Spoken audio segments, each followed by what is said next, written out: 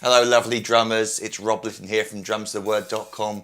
Welcome to this completely free full video song lesson where today I want to show you how to play the song Always on My Mind by Elvis Presley, drummed by the great Ronnie Tutt. As always with my full free video song lessons, I've got the full PDF drum chart which you can download from my website for free.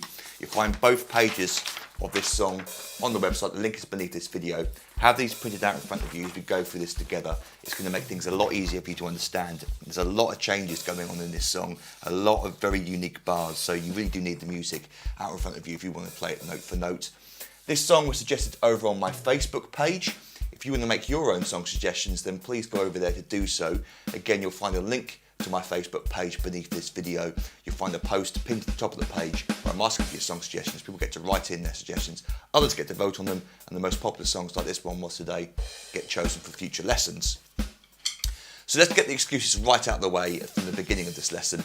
This was really hard to transcribe for me because of various reasons. One, the low nature of the drums in the mix. It's very hard to hear Ronnie's hi-hat, or even when he plays the ride cymbal, whether he's playing the hi-hat or the ride cymbal, could be either, could be one or the other. It's very, very low in the mix. The bass drum is nice and clear. The snare drum is kind of nice and clear most of the time. And then also the toms, but really it's the hi-hat and those extra little ghost notes that he throws in, which are definitely occurring, which are very hard to hear on the recording. So I did my best, but you might listen to this and go, well, actually that bar, it sounds more like this and it does that. Fine, I accept that. I'm not going to be 100% correct with this, I don't think. And as you're going to see as we go through this lesson, it probably doesn't really matter because this is like a 4-minute solo, really. Every single bar is improvised. And it amazes me, really, looking at it because, you know, being such a huge artist, Elvis Presley, the drummer got complete freedom to sort of play around and improvise. And everything he comes up with is very melodic. It fits the song, don't get me wrong, it's not over the top. It works for the song, but if you listen carefully to the drums, there's a lot going on in there. So we start off with, at the beginning, it's a slow song this, and what I believe he starts off with, very simply, it's either been stepped or it's been struck with the hand. I'm going to strike it with the hand. We get 1 and 2 and 3 and the first of the bells of the cymbal could be the ride bell, it could be up here on the crash cymbal bell, it doesn't matter, it's a bell effect. Then beat 4, I think it's an open hi-hat, 4 and 1. You could close it on beat 1 on its own or strike it with the hi-hat at the same time, 4 and 1. Then another hi-hat note, 2, just keeping time. And then he doesn't come in again until the end of beat 4 with this little lick, triplet lick. Now I've written it as cross stick. I really struggled to work out exactly what he was playing here. It could have been an effect added over the top later on, but I doubt that. Back in the day, it would have been recorded all live with the studio orchestra, I presume. It could be wooden rods being played on an open snare drum. It sounds more like it's a cross stick. It won't be played with one hand, it's going to be played with 2 hands. So the best way I can think of the way he played it would be on the edge of the snare drum or the edge of a tom, high tom for instance, and he's playing these rim shots on the rim with his sticks. So I'm going to play it like this. This is what I believe he played. 1 and 2 and 3 and 4 and 1 and to 1 and to 1 from the end of beat 4 with fitting in 3 triplet notes and 1. And the bass drum comes in there on beat 1 with the last of those cross stick notes on beat 1 of verse 1. Then what Ronnie does is he starts to keep time with the hi-hat foot, keeps it very simple to start off with. So we get from the preceding line with the last triplet note, we get 1 and 2 and 3 and 4 and 1. Next bar, 1 and 2 and 3 and 4 and 1. So again with the and 1 occurring, it occurs every 2 bars for this intro. Going into the bass drum as well. Bar 3 we get 1 and 2 and 3 and 4 and 1. Last bar on that line, 1, 2, 3 and 4 and 1. Third line, well the second line of the verse 1, 1, 2, 3 and 4 and 1. Into the next bar, 1, 2, 3, 4 and 1 and 1. Third bar, 1, 2, 3 and 4 and 1, and then 2, 3 and 4 and 1. And very, very subtle stuff this. We go into bridge 1, I've called it, and you start to hear the hi-hat being played. You don't hear any crash cymbal leading into it. Very, very, very quiet in the mix. And also, he remains on the cross stick. So before I play this up to speed for you, let me show you what bridge 1 is and chorus 1, then I'll play all that section up to speed for you. So we get, for the first bar, 1 and 2 and 3 and 4 and 1. Also, the bass drum is despite me saying it's quite clear throughout most of it, I think it's the bass guitar being played with it, or I'm not sure, yeah, it would be an electric bass, I imagine. Sometimes it sounds like it might be the electric bass rather than the bass guitar. There's certainly parts in this song where he plays a lot of bass drum notes, and I might have got confused or misheard it. It might be the bass guitar, so just be aware of that. But it makes sense. It's still following the rhythm he definitely set up in the verse 1. We get 1, 2, 3 and 4 and 1. Go on, 2, 3 and 4 and go on, 2, 3, 4 and 1, 2, 3 and 4 and 1. Very quiet again, 3 and 4 and 1. I want to play a crash, but there's no crash that I could hear going into chorus 1, where we continue with the cross stick, 1, 2, 3 and, but then really musically, starting on beat 4 of the first bar, he goes into the snare drum, and the snare drum is not played as rim shots, it's not loud at all, it's very soft in the mix. So we get 1, 2, 3 and 4 and 1. You think for the first chorus it'd be a bit louder, but it's not. The drums are holding back. Then we go into the second bar, 1, 2, 3, it's and 3 and. Again, that's our first example of where I might have misheard the bass guitar playing and I thought it was the bass drum. You could choose to leave out some of these extra bass drum notes. 1, 2 and 3 and 4 and 1. Bar 3, 1, 2, 3 and 4 and 1. Then our next drum fill on bar 4, 1, 2, 3 and open up to your high. Well, I'm going to use this tom. I've written it as that tom. I'm going to use this tom. We play 4 E and the bass drum I believe comes down with the floor tom. 4 E and again you want to go to a crash, but I didn't hear one. It's just straight back to the hi-hat for verse 2 where the volume comes back down again. So that last bar, 1, 2, 3 and 4 E and 1. Again, just instinctive, isn't it? 1, 2, 3 and 4 E and 1. And I missed the bass drum. 1, 2, 3 and 4 E and 1, 2, 3 and. We're going to go into verse 2 next where we go back to the cross stick. So already we've got loads going on. Let me play for you the intro, verse 1, bridge 1 and chorus 1 up to speed so you can hear just the drums. Here we go.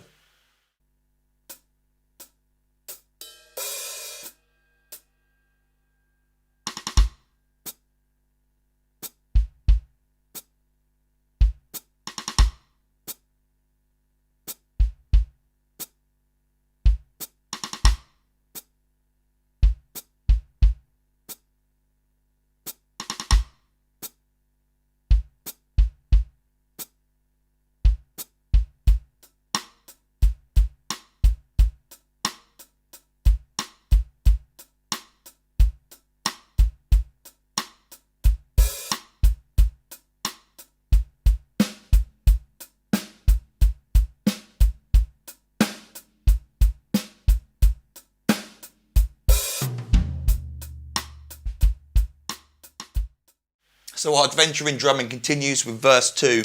Cross stick, and for the only time in the song he plays a 16th note on the bass drum, I believe. He plays 1, 2, a 3 and. Again, it might be the bass guitar. 1, 2, a 3 and 4, a 1.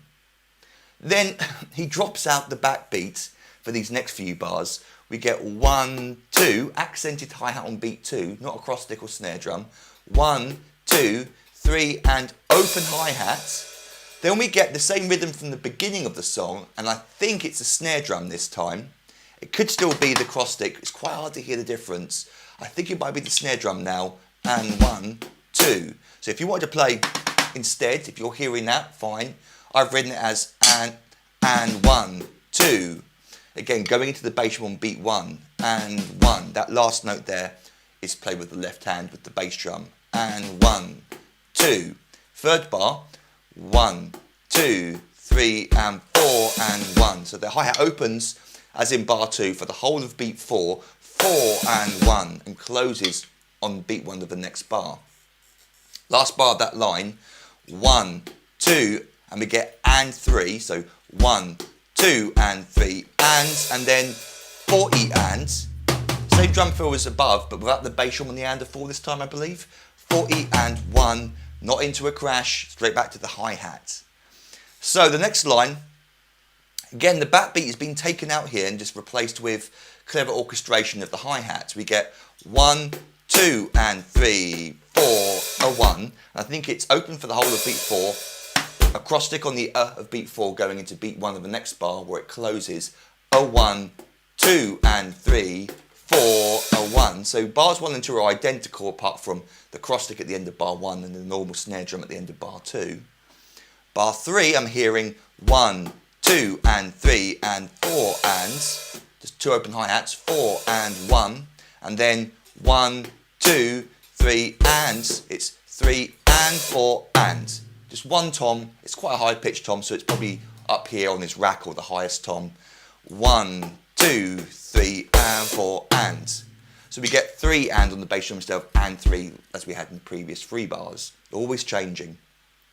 So then bridge 2, another example where last time I mentioned it, there's a lot of bass drums going on. I might have misheard them, but I'm hearing 1, 2 and we're to the snare drum now, backbeat on 2 and 4.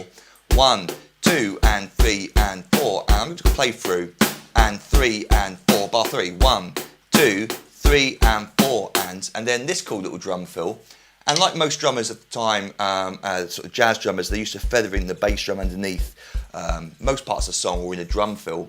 We get this example here where he's playing 1 and a 2 and a 3 and a 4E and slowly getting louder over the length of the bar, but still not very loud. Underneath it, he's pumping the bass drum. Then we do get a crash cymbal at the beginning of chorus 2, but he goes into this Motown bit where he's playing 1, 2, 3, 4, just really for the first 2 bars of the chorus and then stops it.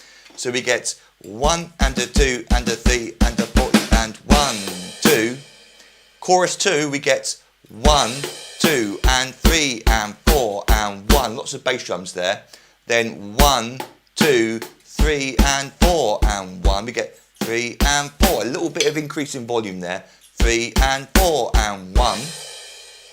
Bar 3 back to back old ordinary snare drum backbeat on 2 and 4.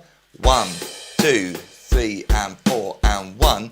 Then on the next really cool drum fill, he plays 1 and a 2 into an open hi-hat, keep that hi-hat open, and a 2 and a 3. Straight after beat 3, 3E and I've written it as those 2 toms, I'm going to use these 2, 4E and a 1.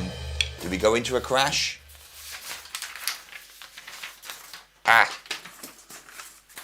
We do go into a crash, into chorus 3. So those last 2 bars, 1, 2, 3 and 4 and 1 and a 2 and a 3 and a 4E and a 1. I'm not hearing the bass drum pump underneath all the way through that. So again, loads of stuff there. Let me play for you verse 2, bridge 2 and chorus 2. Here we go.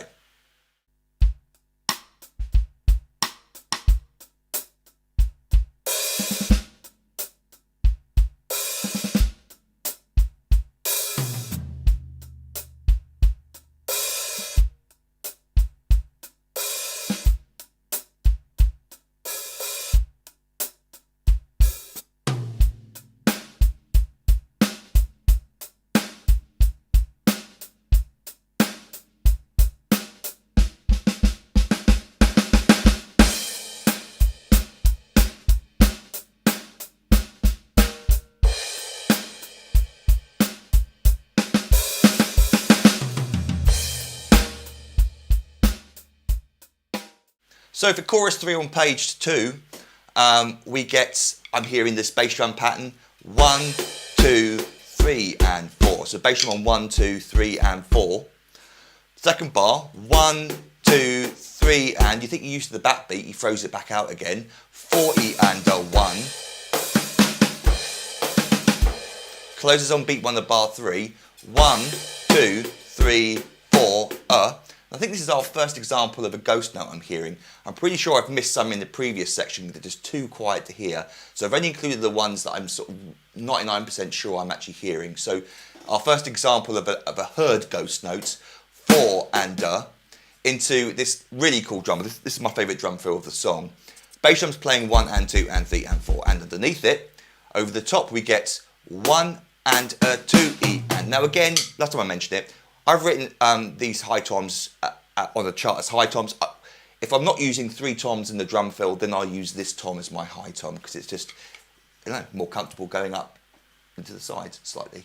So we get 1 and a 2 E and then 3 E and a 4, but then 4 E. It'd be easier for you to, because your hi-hat would be over here. We get 4 open hi-hat, 4 E and we get this at the end where the hi-hat closes into beat 1 of the next bar.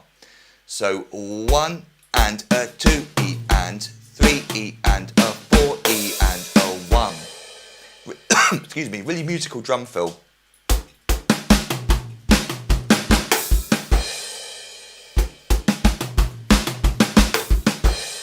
Lovely idea that. Then we go into the next line. Same as above, really. 1, 2, 3 and 4, a 1. I'm hearing a little ghost note at the end. Second bar, 1 and 2, 3, 4 and 1. Bar 3, standard stuff. Bar 4, we get 1 and 2, and then and 3. Same rhythm as the triplets before. And 3 and, you can play left, it doesn't matter. And 3 and 4 E and he uses the hi-hat step to hold over beat 4, 4 E and 1. Yes, there is a crash on the next line. So 1 and 2 and 3 and 4 E and 1 into orchestral break 1. But before we do it, let's go over both lines of chorus 3 up to speed.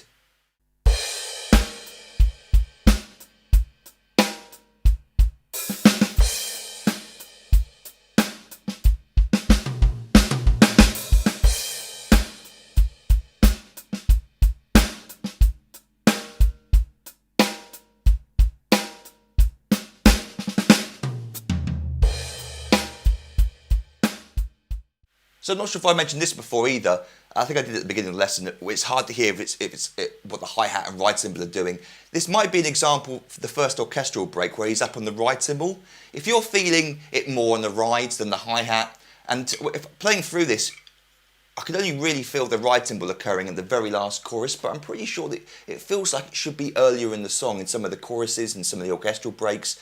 So if you're feeling more, if musically you're feeling the ride cymbal sounds better than the hi-hat for some sections, then obviously go to the ride cymbal instead. It's a drummer's choice. But I've written it as the hi-hat. We get 1, 2 and 3 and 4 and 1 and 2. Then this 3 and 4 E and a 1. Open hi-hat on the and of 4. Closes on beat 1 of the next bar. 1 and 2, a 3 and 4. Another little ghost note in between the first half of the bar and the second half of the bar. And then this drum fill. 1 and a 2. And you must be playing it left because you hear the open hi-hat at the same time as beat 2. 1 and a 2 and then and a 3 and then a 4 E and the bass drum's pumping underneath and all of that. A 4 E and at the end. So 1 and a 2 and a 3 and a 4 E and 1.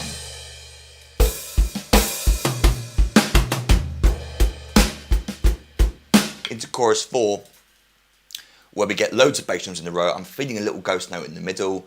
1 and 2 and 3 and 4 and 1.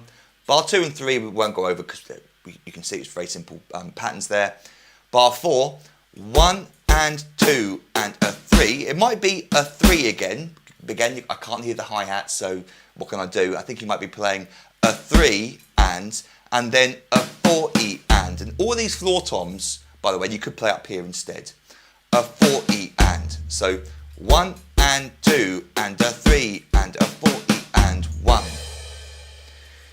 Next line, I'm hearing 1, 2, 3 and 4 and 1.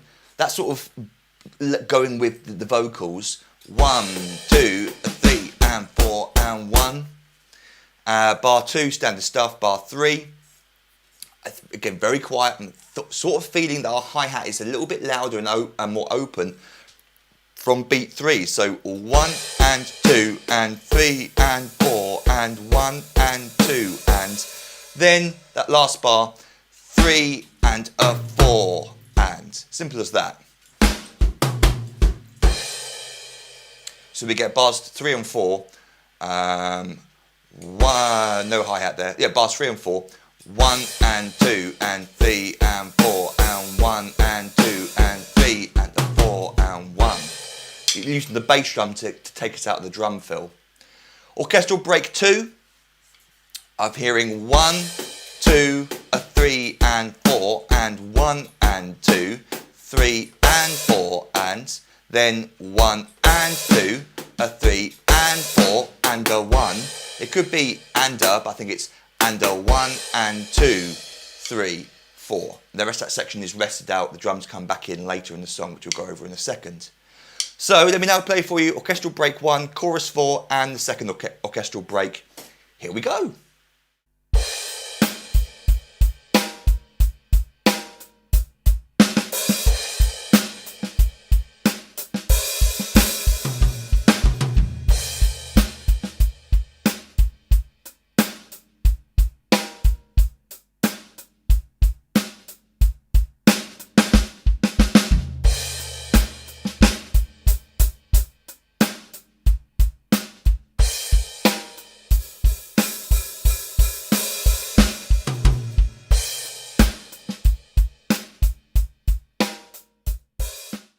So for chorus 5, the outro really, the drums re-enter at 2:45, and it's important to understand that Ronnie is coming in on the and of beat 1. Now this drum fill uses 3 toms, so I will be starting up on the high tom. 1 and 2 and 3E and a 4 and 1 and 2 and 3E, a 4 and 1. Then it feels like the ride cymbal here, so we got 1, 2, and there might be ghost notes going on. They're just too quiet in the mix for me to hear. Very simple stuff for the first 3 bars. 4th bar we get 1, 2, a 3 and a 4E and a 3 and a 4E and a, slowly building up in volume, creating that sort of effect. Next line, bars 1, 2, 3, simple stuff. Bar 4, the trickiest drum fill of the song, and this requires great, and I'm not going to demonstrate it really well, but requires really good technique to make it sound as smooth as Ronnie does. I think he's playing this 1 and 2 and 3. So he comes down from the ride cymbal as a 32nd note single stroke roll, and 3 and 3, and then this is the technique thing. He's probably playing it as a double stroke roll. It could be a single stroke roll, but it's basically just a set of 32nd notes. We're playing 4E and a, and I've written them as doubles. So 8 notes in total. And of course, to make it sound smooth, you've got to be relaxed. Again, you could play it as a single stroke. You've got to be quick with it. So 1 and 2 and 3 and 4 and 1.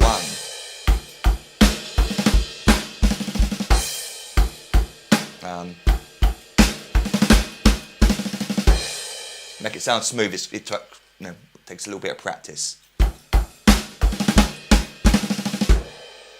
That's what I think he's playing. It could be just 4 notes. It could be a really quick rough starting on the of beat 2, but I think he comes down from the ride cymbal, which makes it a lot easier to play. So then we go on to the last line where we go straight to bar 2. We get 4E and a 1, or 4E and a could be. And then the last bar we get 1 and we got 3 toms, so I can start up here. 1 and 2E and, then 3E and a 4E and a. So 1 and 2E and 3E and a 4E and a 1. And then the next line, I think it's 2 bars before you can't really hear anything else from the drummer. It fades out with the rest of the group. So before we finish, now let me play for you basically the last 3 lines of the song, chorus 5, up to speed. Here we go.